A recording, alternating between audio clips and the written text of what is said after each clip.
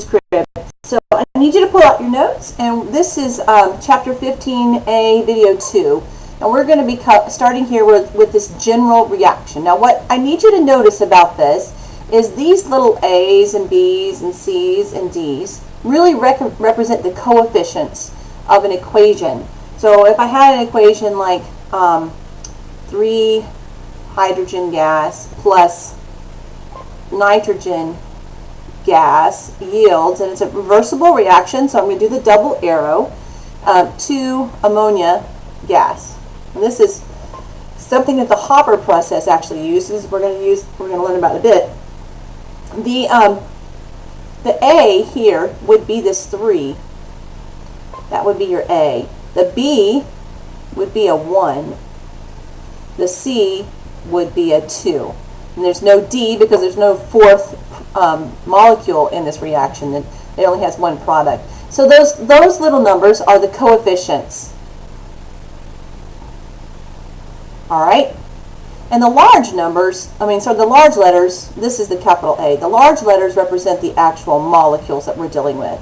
So this is B, the capital B here is nitrogen, the capital C here is the ammonia gas. So the little letters are the coefficients, and the large letters are the actual molecules that are involved in the reaction. So something else you need to remember, when you see a double bracket in a reaction, that stands for moles per liter, or molarity. It's a concentration. And so what we have when we have a reaction that's going in both directions, like this one, is we reach a point where there's equilibrium.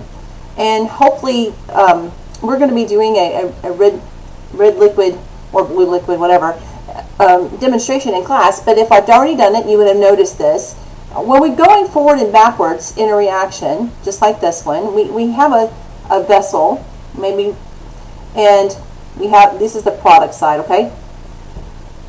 So maybe we start off with some blue liquid here.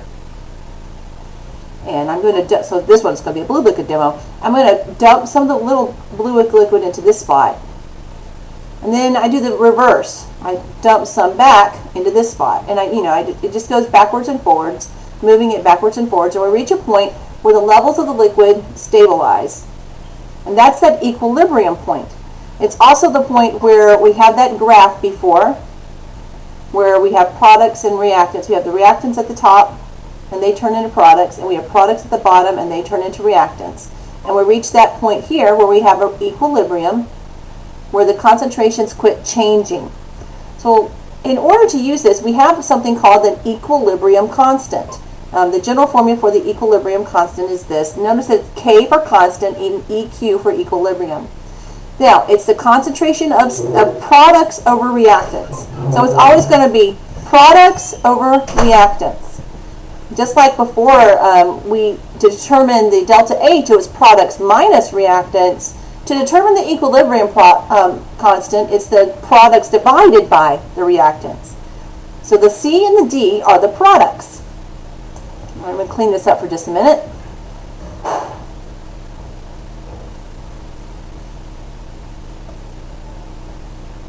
There we go. The C and the D are the products, okay? And so I take whatever the molecule's name is, and then I raise it to the power of the coefficient. So that C becomes C to the some kind of power. And that little d is the exponent, rather, of the concentration of D.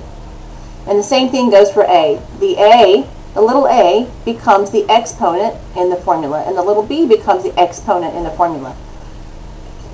Now, we're going to calculate these equilibrium constants in a minute, but when we have an equilibrium constant that we calculated, when we calculate one, and the value is much bigger than 1, then we say the reaction is favored in the forward direction or from left to right. When the equilibrium constant that we calculate is less than 1, we say it's favored in the reverse direction. Now, why would that be mathematically? Why would that be mathematically? Let's figure out why. Let me clean this up for just a minute, so that we can put some real numbers in, because normally it just helps if you use real numbers when you're dealing with these ideas, okay? All right, equilibrium constant. If I have a lot of product, that means on the top right here, I would have a big number. The equilibrium constant would be a big number, and if I had a little bit of reactant, and maybe that's small, well then, according to the equilibrium constant, the reactants on the bottom, that would be a small number. And so notice that the KEQ should be greater than 1. So like a big number, maybe 100 divided by a small number like 2. So 100 divided by 2 is 50. That number, that is greater than 1. That number is greater than 1. The equilibrium constant would be greater than 1. So that means it's favored in the forward direction because I have more. If I have more product than reactant, I'm going forward. What about the reverse situation? Okay, let's erase this step again. Instead of having a small amount, if I'm calculating the KEQ and I have a big number of reactants and a small number of products, and if the equilibrium constant is products divided by reactants, so in this case it would be a small number divided by a big number. Well, a small number might be 3, and a big number might be 40. Well, you can see that number, 3 divided by 40, is less than 1. That number, sorry, other way around, is less than 1. 3 divided by 40 is a smaller number than 1. So that means it's favored in the reverse direction. It's going to always be favored towards the side where I had more concentration. Okay, we'll do some practical stuff with this in a minute. The law of chemical equilibrium. At a fixed temperature, that just means we know what the temperature is. A chemical system may reach a point at which the ratio of the concentration of the products to the reactants is constant. Okay, that just means the ratio. Products over reactants, that's the ratio. Remember, a ratio is a fraction. Is constant. This is going to equal a constant number. That's the KEQ, the equilibrium constant. Now, when you have a homogeneous equilibrium, the reaction has reactants and products that are all the same phase. If you have a heterogeneous equilibrium, you have the reactants and products are not all in the same phase. That's pretty easy terms. Now, when you this is important. Please mark this. I have it bold-faced and everything. A solid or a pure liquid like water, the concentration value you use when calculating the equilibrium constant is 1. And that's because the solid is not going to be floating around in the liquid. And if it's a pure liquid, there's nothing floating around in it. So a concentration is, remember that molarity is moles of solute, the thing you divided by liters of solution. Okay. In order for it to have a molar concentration, you have to have dissolved something, and so if it's a solid, and then it's not dissolved in any liquid. So that means that you would only use the concentration value of 1. It's not going to change anything. And if it's pure liquid, there's just pure liquid. There's nothing dissolved as well. So you still use a concentration value of 1. So let's look at this example. We have solid iodine, and it turns into iodide gas. And this is one that I could possibly do in class. Since the reactant is a solid, the concentration value is going to be a 1. And the equilibrium constant is only going to deal with the gas. So if I had to calculate the equilibrium constant for this reaction, I would say the equilibrium is equal to the concentration of the product, which is gas, and there's only a small 1 to the 1 power, divided by the concentration of the solid reactant, also to the 1 power. But since this is a solid, the concentration value you put in there is a 1. So now the equilibrium constant just becomes the concentration of the gas to the 1 power, because it's over the number 1, over 1. I can just simplify it since it's just divided by 1, not even put it there. So that's what this is.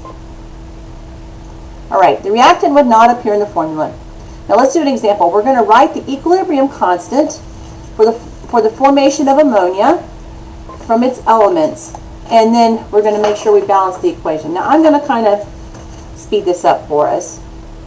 So the formation of ammonia, I wrote it up above. It was hydrogen plus nitrogen and I'm going ahead and give you the balanced equation because you'd always need to balance the equation, and 2 ammonia, NH3 gas. All right, we're going to write the equilibrium constant. That basically, we're writing the expression. So if I ask you the expression, I'm not asking you for the value. And remember this, write the equilibrium constant. How would you calculate it? Well, the equilibrium constant is the products over the reactants. And we have to have some kind of x and y. We have to have some kind of exponent. So in this case, these are the products. So it's the concentration of ammonia gas, and I have to raise it to the power of 2 because of that coefficient. And that's the only product. And now I'm going to divide it by the concentration of the 2 reactants. We have the concentration of hydrogen gas, and I'm going to have to raise it to the 3rd power because of that 3, and the concentration of nitrogen gas, and since this is a 1, it's a 1 right here. So that is the expression for the equilibrium constant for the formation of ammonia. Notice again that the coefficients become the exponents. Now we're going to write the equilibrium constant for the precipitation of zinc hydroxide from the ions of zinc and hydroxide. Now you're going to need to get out your reference charts with the polyatomic ions, and you're going to need your your periodic chart at some point. So we have zinc hydroxide. So zinc is Zn and hydroxide is OH, and that has a -1 charge. Now zinc, if you look at your oxidation chart, zinc has a +2 charge. So charges on the top, swap and drop. So we're forming, precipitating. Remember, precipitation means that's going to be a solid because it's falling down from the vessel and sitting down at the bottom. So we're precipitating zinc hydroxide from the ions of zinc, and the zinc ion is a +2 charge, and the hydroxide ion. All right, so we're going to write the balanced equation. We have zinc with a +2 charge, and it's aqueous because the only time, if it's an ion, it has to be dissolved in water. So aqueous, and you remember that if it's an ion, it's dissolved in water. And then hydroxide ion, which is also aqueous, and double arrow because it's reversible, and we form the zinc hydroxide, and it says it's precipitation, so it's a solid, and that's going to be important. Remember, a precipitate is something that falls down, just like ice falls down or rain falls down from the sky, and then sits on the bottom. It sits on the bottom. I'll show you a precipitation reaction in a few minutes, maybe in this video. Now we have to balance the equation. There should be a subscript of a 2 here. So there's 2 OHs, so I have to put a 2 here. And this one's an easy one to balance. Now let's write out how would you form the equilibrium constant. Remember, it's the concentration of the products divided by the concentration of the reactants. So here's my product. I'm going to put it in for a moment. The concentration of zinc hydroxide solid divided by the concentration of my reactants. Here's my reactants. The concentration of the zinc ion, aqueous, times the concentration of the hydroxide ion, aqueous. But the hydroxide ion is raised to, there are 2 of them. There are 2 moles of hydroxide needed, so we have to put a 2 as the exponent. Now, we need to simplify this one, because this one can be simplified. This zinc hydroxide is a solid. So, whenever it's a solid, you put a 1 there. So now, 1 is on top. So the final value is really 1 divided by the concentration of the zinc ion, aqueous, times the concentration of the hydroxide ion, aqueous, squared. You have to have the 1 on top. A lot of times, this mistake is made often. People cancel that out for the solid, and they put the 1, but then they neglect to understand that we still have a fraction here. The 1 has to be on top because this is 1 over That's a very different answer than if you wrote, oh, well, the one that takes it away, so it's just the concentration of the zinc times the concentration of the hydroxide squared. This is a different number than this, just like 1 over 2 is a different number than the number 2. 1 over 2 does not equal 2. This one does not equal this one. Make sure you don't forget that number 1. Okay, that's how you do the expression. We're going to practice a bunch of these in class. We have just a little bit more to cover in this video. To determine the value, so before we were doing the expression, now we're going to determine the value of the equilibrium constant. You must put the concentration values given to you inside the expression. So let's look at this one. Here's the formula, and it's already balanced of sulfur dioxide and oxygen. And so we write out the expression. Notice that the coefficients in this case, the 2 became the 2 here, and this other 2, the 2 in the reactant, became the 2 here. So that's the expression. We have products over reactants. These are the products over the reactants on the other side. There they are here. So that's our expression for the equilibrium constant. I'm going to write it again without having all the writing all over it. So we have products of sulfur trioxide gas and squared because of coefficient divided by sulfur dioxide gas and squared and oxygen gas to the first power. Now, that's the expression. What's the expression? This is. It's just basically the expression is the formula. You're figuring out the formula. Now, what is the numerical value of the KEQ if you have 1 mole of sulfur trioxide? That's the SO3. 4 moles of sulfur dioxide, that's the SO2, and 3.5 moles of oxygen. So all I do is I put 1 mole where the SO3 is, and that's what this is. I put 4 moles where the SO2 is, so right inside here, and it's still squared. And I put 3.5 moles where the oxygen was, because see, basically these are the numbers that go inside the formula, and I put in my calculator, and I end up with an equilibrium constant of 0.02. Now notice that number, that equilibrium constant is less than 1. So this, does it favor in the forward direction or the reverse?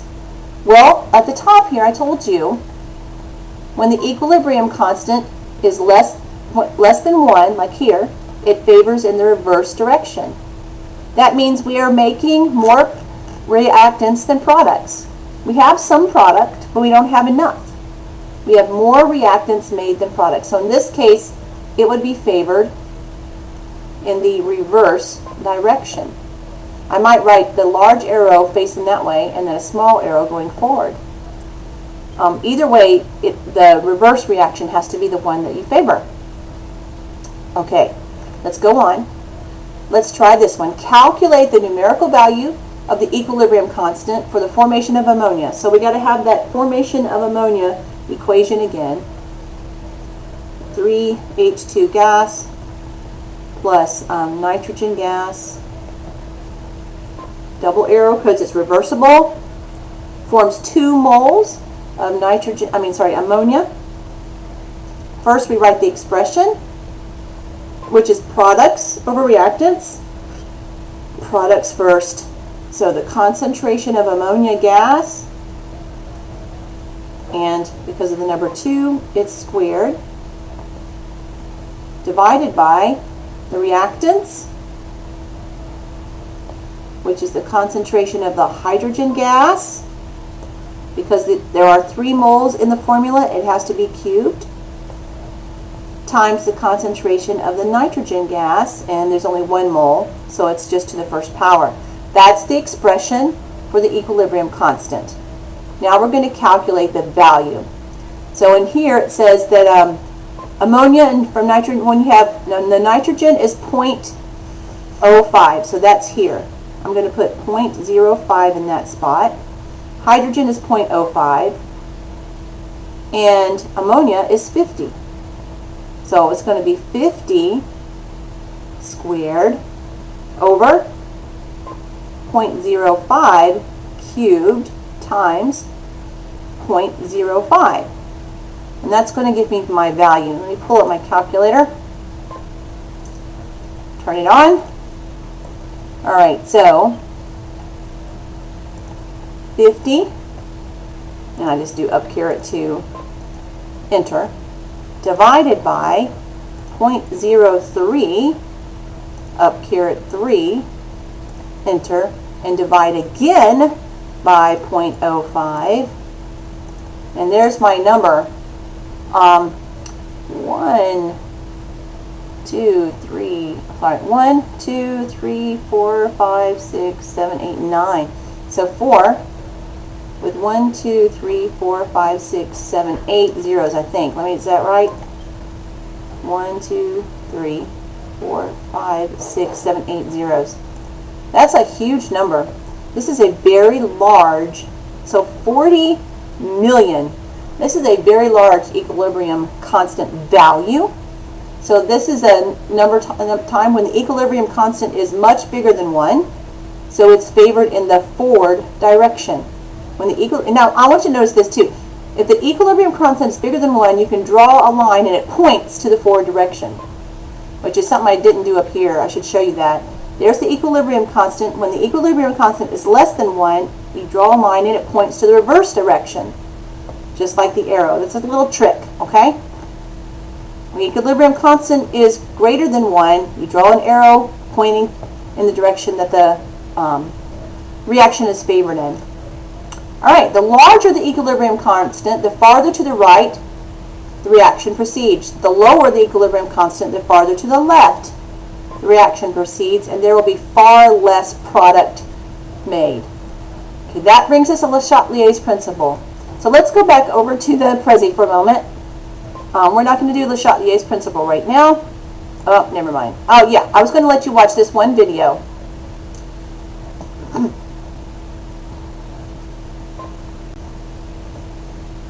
What I have here is 2 Erlenmeyer flasks. One has lead nitrate solids in the bottom, and one has potassium iodide solid, or salts on the bottom. I'm going to make solution, an aqueous solution with these. So I'm going to make aqueous lead nitrate here.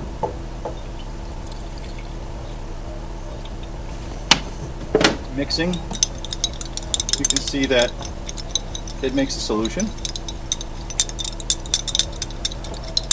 And it does dissolve. It is definitely aqueous. And same thing with the potassium iodide. Hopefully I don't make as much of a mess. It's the Ki, adding some water. Also making an aqueous solution. And both of these solutions, or both of these salts, are soluble in water. So as I stir, and I have 2 aqueous solutions. You can see through them, and you can see the solids are now been dissolved. Okay. Now, interesting enough, lead nitrate is made of the nitrate ion. The nitrate ion is NO3-1, and anything combined with the nitrate ion is soluble because the nitrate ion, NO3, is 4 atoms stretched, and you have a negative 1 stretched over 4 atoms, so its charge density is very low, so it doesn't attract other ions in a crystal as strong as others. So its lattice energy is lower, and it's easy for water to pull apart the ion and have those molecule ion attractions that make this a possibility. Same thing with Ki. You have potassium iodide, and you have Ki ions that are free in this aqueous solution, and the K is +1. The +1 ions are a big ion, and they are spectators for most types of reactions because they have a +1 over a large area as well. And the iodine, like most halides, are also soluble because they're a -1 and they're also a big ion. There's some exceptions with those, and we're going to see that one right here. So I'm going to pour these together and take 2 aqueous solutions and see if a precipitate results. Now, precipitate is when a solid comes out of the solution because we're going to do a double replacement, or something called a metathesis reaction. Lead +2 from this beaker is going to attract and hook up with the iodine ion to make PbI2, or lead 2 iodide, and that is going to create a precipitate because the lead iodine prefers itself more, or attracts itself more, than water. So let's do that. Here we go. Very brilliant reaction. You see that as pretty, very pretty yellow. Okay, first of all, you notice how cool that is? You added two liquids together that were clear, and they formed something, and that what they formed has this bright yellow color. And that bright yellow substance is going to precipitate out. It's a precipitate. It's going to slowly settle down. It's a solid. So keep listening. Precipitates. A lot of yellow lead paints have been known to be yellow, and also a problem. So there you go, and there's your precipitate. And it's a precipitate because I know that I cannot see through the solution anymore. And if we let this settle for a while, we'll get something like this. This is a reaction I did about an hour or so ago, and you can see here that the clear solution is the potassium nitrate ions, or potassium and nitrate ions, and the solids are at the bottom. That's settled at the bottom. All right? So there is your precipitating reaction. All right, that was good. Okay, so that's going to bring us to the end of this one, and I'll see you